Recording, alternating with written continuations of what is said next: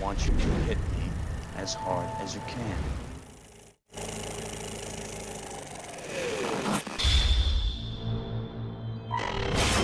Ridley Scott's Gladiator was and continues to be one hell of a film, and over the course of the past 20 years there have been multiple attempts at developing a sequel. The first Gladiator told the story of Maximus Decimus Meridius, a Roman general who found himself reduced to slavery when Commodus, the power-hungry son of Emperor Marcus Aurelius, betrayed him and seized control of Rome after murdering his own father. Escaping his execution, albeit wounded, Maximus raced back home only to find that his house had been destroyed and his wife and son had been murdered. After burying his family, Maximus was close to death, but was found by slavers who treated his wounds and sold him to Proximo, a trainer of gladiators.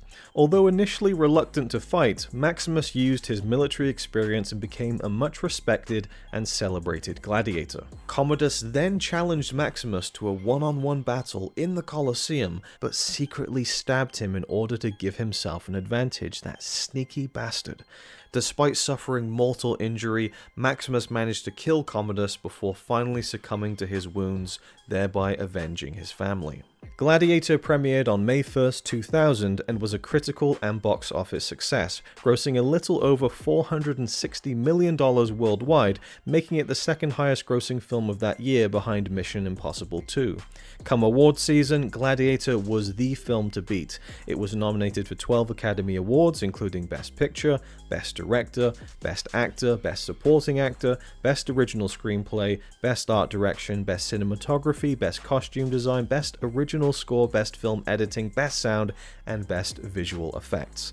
The film would take home 5 awards at the 73rd Academy Awards ceremony, including Best Picture and Best Actor for Russell Crowe, as well as snagging Best Picture at both the Golden Globes and the BAFTA Awards. When a film is that successful, it's only natural that talk of a sequel would follow, even if it doesn't necessarily make sense. Given the death of Maximus, the biggest issue was that a sequel wouldn't have been able to include Russell Crowe in any major capacity. But Ridley Scott and Russell Crowe reached out to Nick Cave, a musician best known as the lead of Nick Cave and the Bad Seeds, to pen a script that would feature much more of Maximus. The result was a screenplay that either would have been one of the greatest sequels ever, or one of the biggest misfires in Hollywood history. While Gladiator was largely grounded in reality, Nick Cave's script for Gladiator 2 was filled to the brim with the mythology of ancient Rome. The sequel would have opened with Maximus awakening not in Elysium with his deceased family as was depicted in the closing moments of Gladiator, but in a rain-soaked wasteland filled with a countless number of wretched souls. With the help of a guide named Mordecai who was able to shift between the world of the dead and the world of the living, Maximus travels to a ruined temple where he meets Jupiter, Apollo, Mars, Pluto, Neptune, Mercury, and Bacchus.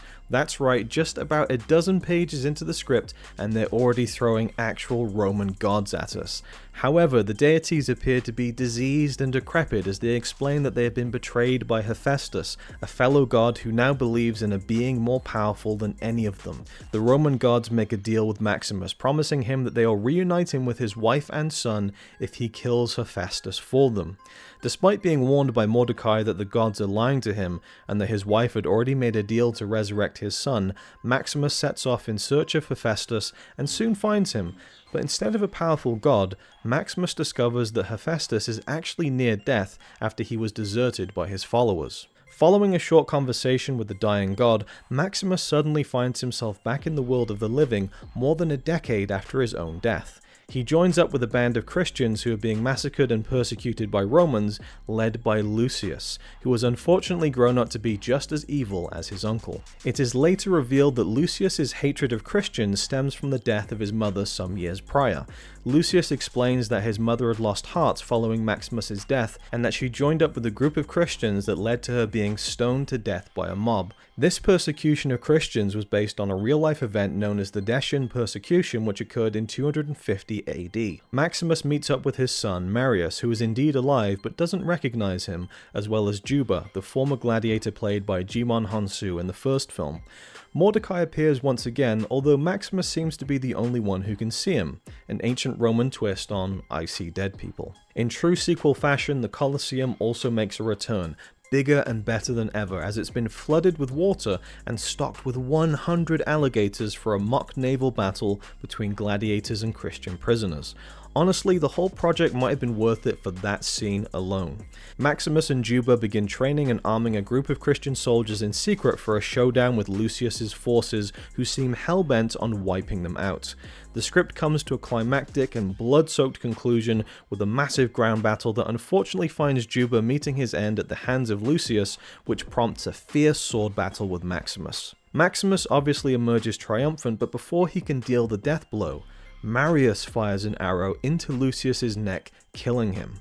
Looking over the blood-soaked battlefield, now filled with the butchered bodies of Christians and Romans alike, Marius drops to his knees in despair, bellowing to the heavens, "O Lord, what have we done?" Now, here's where things get really crazy.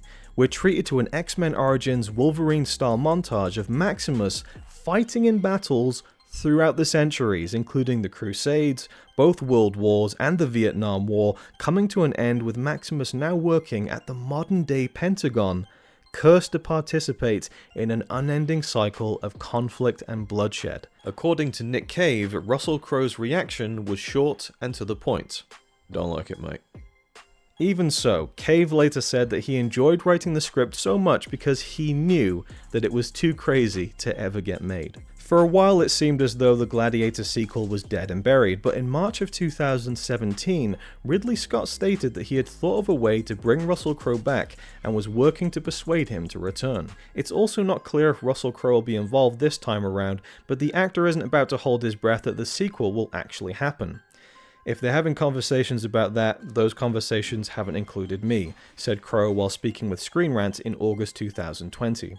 The actor explained he doesn't know what the producers have in mind, but he cautions fans that they have genuinely been having the same conversation since the year 2000. That doesn't sound like a man who's overly convinced that he'll be suiting up for a return to ancient Rome anytime soon. Although the Gladiator sequel seems to be in motion once again, the history of the project doesn't exactly give me confidence that it will get made. Even if it does, it's a good bet that it won't feature resurrected gladiators and Roman gods. What do you folks think? Would you like to have seen Nick Cave's crazy take on Gladiator 2, or are you still holding out hope for the more traditional Gladiator sequel that's currently in development?